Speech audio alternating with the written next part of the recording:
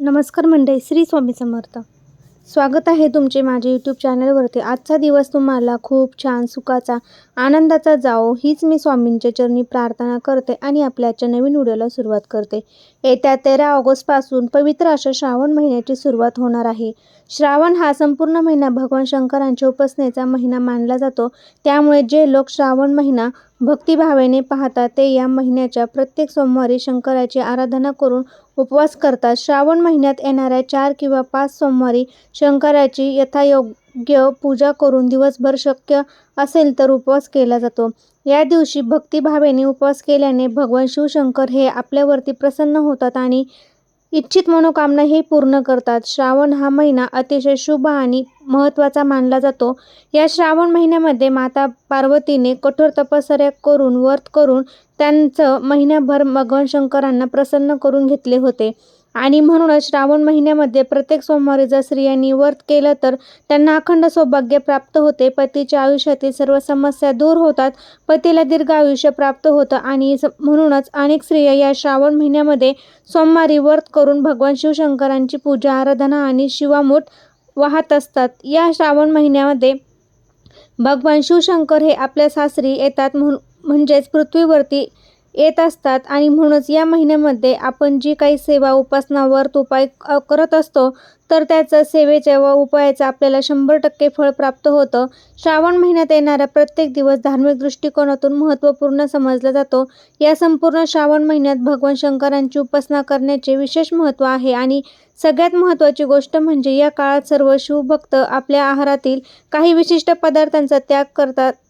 हा त्याग केवळ धार्मिक कारणामुळे केला जात नाही तर श्रावण महिन्यात अनेक पदार्थ खाण्यास मनाई आहे. जर या श्रावण महिन्यामध्ये आपण काही पदार्थांचं सेवन केलं तर त्याचा वाईट परिणाम हा आपल्याला आरोग्यावर आणि आपल्या आयुष्यावर होत असतो आणि म्हणूनच या काळात विशेष आहाराचे पालन करणे उचित मानले जाते आणि म्हणूनच या श्रावण महिन्यामध्ये भगवान शंकरांच्या पूजेसोबत काही महत्त्वाचे नेमसुद्धा आपल्याला पाळायचे असतात. तर आपण केलेल्या व्रताचं तसेच सेवेचं फळ जे आहे तर ते आपल्याला प्राप्त होत असतं आणि म्हणूनच आजच्या व्हिडिओमध्ये मी तुम्हाला अतिशय महत्त्वाची माहिती सांगणार आहे. या श्रावण महिन्यामध्ये तुम्ही एक वेळा उपाशी राहिला तरी चालेल, परंतु श्रावण महिन्यामध्ये हे 3 पदार्थ चुकूनही खाऊ नका, नाहीतर तुम्हाला आयुष्यभर पश्चाताप करावा लागेल. घरात गरिबी आणि दारिद्र्य ही आल्याशिवाय राहणार नाही. घरातून लक्ष्मी ही काढता पाय घेईल आणि भगवान शिवशंकर हे तुमच्यावर क्रोधित होतात. तर असे कोणते पदार्थ जे आहे तर ते आपल्याला या श्रावण महिन्यामध्ये सेवन करायचे नाही, तर ही गोष्ट 99% लोकांना माहीत नाही आणि म्हणूनच याबद्दलची संपूर्ण माहिती आपण आजच्या व्हिडिओमध्ये बघणार आहोत. त्यासाठी तुम्ही हा व्हिडिओ स्किप न करता शेवटपर्यंत नक्की बघा.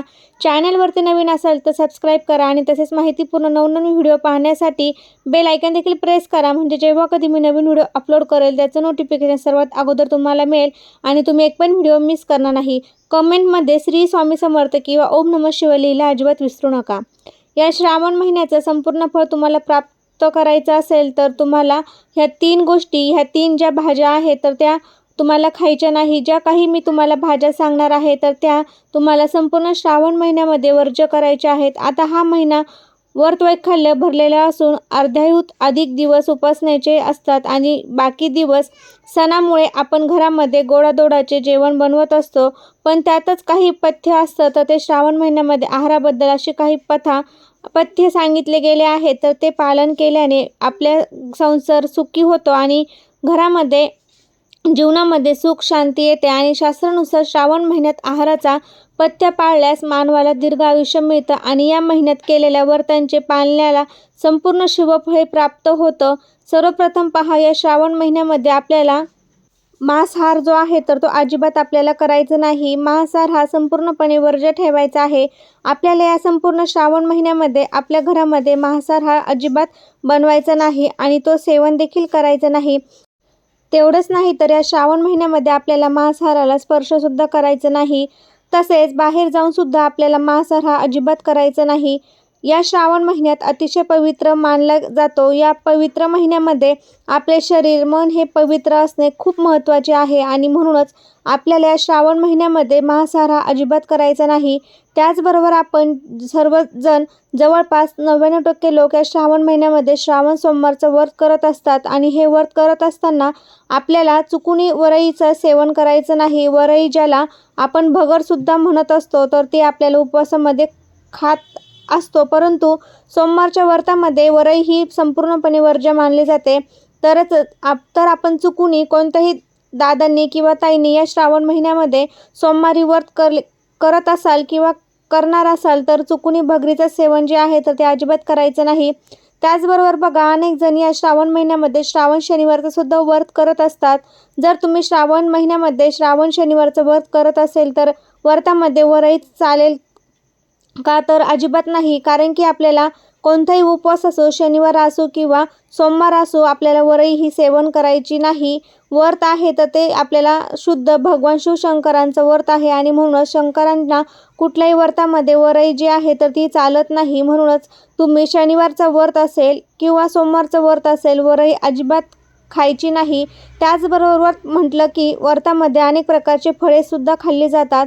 तर बरेच फळं आहे तर ते आपण खात असतो. तर एक फळ असं आहे ते आपल्याला फणस आहे तर ते आपल्याला उपवासामध्ये अजिबात चालत नाही. त्यामुळे तुम्ही फणस देखील खायचं नाही.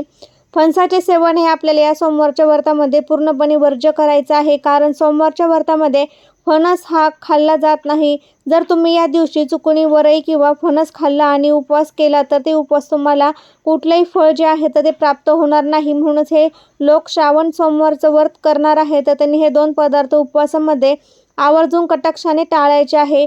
तसेच या श्रावण महिन्यामध्ये आहाराबाबत सुद्धा काही पथ्य जे आहे तर ते आपल्याला सांगितले जातात. त्याचंच पालन आपल्याला जे आहे तर करायचं आहे. प्रत्येक व्यक्तीने सुखी संसारासाठी आपलं आयुष्य चांगलं जावं यासाठी अजिबात ह्या गोष्टी करायच्या नाही. तर श्रावण महिन्यामध्ये भरपूर पाऊस पडत असतो, त्यामुळे आपली भूक जी आहे तर ती अधिक वाढत असते, परंतु आपली पचनक्रिया ही मंदावलेली असते आणि अशा काळामध्ये तळलेले पदार्थ पचायला खूप जास्त जड असतात आणि या काळात आपली झोपही पूर्ण होत नाही किंवा झोप ही आपली पूर्ण होत नाही. सर्दी, खोकला, डोकेदुखी, ताप यासारखे आजार आपल्याला होत असतात. म्हणून या काळामध्ये आहाराशी संबंधित काही पथ्य जे आपल्याला आहे तर ती पाळायचे असतात. कारण तुम्ही बघितलं असेल की श्रावण महिन्यामध्ये सर्दी, खोकला, ताप यासारखे जे आजार आहेत तर ते खूप जास्त प्रमाणामध्ये लोकांना होत असतात आणि म्हणूनच या महिन्यामध्ये काही आहारांचे पथ्य जे आहे तर ते आपल्याला पाळायचे आहे. पावसाळ्यात पचनशक्ती ही कमकुवत असते आणि ती होत नसते. त्यामुळे या काळात तामसिक पदार्थाचे आहाराचे सेवन जे आहे तर ते करू नये तसे सांगितले जाते. तर तामसिक आहार जे सेवन आपल्याला चुकूनही करायचे नाही. तर कांदा, लसूण आपल्याला जे आहे तर ते वर्ज्य करायचं आहे. मांस, मद्य या सगळ्या गोष्टींचा समावेश होत असतो. यानंतर दुसरं पथ्य म्हणजे श्रावण महिन्यामध्ये पालेभाज्या या खाऊ नये. पावसाळ्यात पालेभाज्या पचायला जड असतात. या काळात पालेभाज्यांवरती अनेक सूक्ष्मजीव आढळतात, त्यामुळे आपल्या डोळ्यांनी आपल्याला ते दिसत नाही. भाज्या कितीही धुवून घेतल्या तरी ते जातात. त्यामुळे श्रावण महिन्यामध्ये पालेभाज्या देखील आपल्याला वर्ज्य करायच्या आहे. श्रावण महिन्यामध्ये वांग्याचं सेवनसुद्धा करू नये. जेव्हा आपण वांगं कापतो तेव्हा ते खूप पटकन काळं पडतं आणि अशा पडणाऱ्या वस्तूंमध्ये नकारात्मक ऊर्जा ही खूप लवकर आकर्षित होते आणि म्हणूनच कुठलेही व्रत आपण सोडताना वांग्याचे सेवन हे करू नये असं म्हटलं जातं आणि म्हणूनच या श्रावण महिन्यामध्ये सुद्धा आपल्याला वांग्याची भाजी जी आहे तर ती पूर्णपणे वर्ज्य करायची आहे. त्याचबरोबर या श्रावण महिन्यामध्ये कडधान्य वापरही कमी करावा. कडधान्य पौष्टिक असले तरी पचायला खूप जास्त जड असतात आणि म्हणून श्रावण महिन्यामध्ये कडधान्यांचे सेवन जे आहे तर ते कमी करायचं असतं. आता श्रावण महिन्यामध्ये कोणत्या पदार्थ खावं असा बऱ्याच जणांना प्रश्नसुद्धा पडलेला असतो. तर हा श्रावण महिना आपल्याला मोसरी फळांना फळ आहार करावा. ही फळं शरीराला आवश्यक असलेल्या आपल्याला जे काही पौष्टिक आहे तर ते पोषण तत्वांची गरज भागवते. याशिवाय तुम्ही गहू, तांदूळ, ज्वारी, फळभाज्या, गोड पदार्थ, दही, दूध, तूप, ताक या आहारामध्ये समावेश करू शकतात. त्यामुळे आपल्या शरीरातील कुठलेही त्रास होत नाही.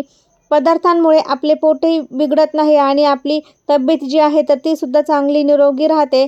त्याचबरोबर अनेक ठिकाणी सोमवारच्या दिवशी आपण भगवान महादेवांचे व्रत करत असतो, म्हणजे सोमवारचं व्रत करत असतो. आणि या दिवशी जेव्हा आपण व्रत करत असतो तेव्हा व्रत करत असताना या व्रतामध्ये दूध आणि दुधापासून बनलेले कोणतेही पदार्थ जे आहेत ते सुद्धा सेवन केले जात नाही.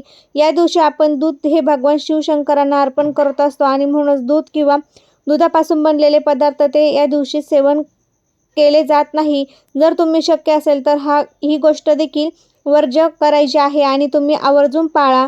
तर ही अत्यंत महत्त्वाची माहिती तुम्हाला मी आजच्या व्हिडिओमध्ये शेअर केलेली आहे.